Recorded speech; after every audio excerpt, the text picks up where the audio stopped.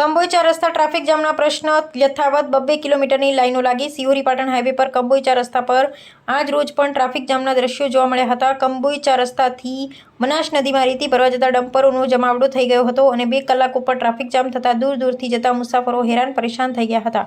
વાત કરવામાં આવે તો નાના વાહનો જેવો થરાદ દિયોદર કે ભાભર તરફથી આવતા વાહન ચાલકોએ પોતાના વાહનો ટ્રાફિકમાં ફસાઈ ગયા હતા, જેથી લોકો પરેશાન થતા જોવા મળ્યા હતા। કંબોઈ ચાર રસ્તા પર વારંવાર રોજ ટ્રાફિકની સમસ્યા સર્જાય છે, પરંતુ સ્થાનિક જવાબદાર તંત્ર નિંદ્રામાં છે। આ બાબતે વારંવાર અખબારોમાં સમાચાર આવ્યા, પરંતુ કંબોઈ ચાર રસ્તા ટ્રાફિકના પ્રશ્ન હલ થઈ શકતા નથી। ડમ્પરોના ચાલકો રસ્તા વચ્ચે ડમ્પરો ઊભા કરી દેતા હોવાથી ટ્રાફિક જામ થાય છે। સિહોરીની ટ્રાફિક પોલીસ મહેનત કરી ટ્રાફિક નિયંત્રણ લાવવા મથામણ કરી રહ્યા છે, પરંતુ ડમ્પરના ચાલકો જ્યાં ફાવે તેમ ડમ્પર ઊભા રાખી દે છે। આ બાબતે આરટીઓએ પણ ધ્યાન પર લેવું જોઈએ અને કંબોઈ ચાર રસ્તા ચેકિંગ રાખી તમામ ડમ્પર ચેક કરવા જોઈએ। ડ્રાઈવરોના લાયસન્સ, પરમિટ, વજન તેમજ આરટીઓએ કડક કાર્યવાહી કરાવવી જોઈએ। જ્યારે કોઈક ઇમરજન્સી હોય તો પણ ટ્રાફિકમાં ફસાઈ જવું પડે છે।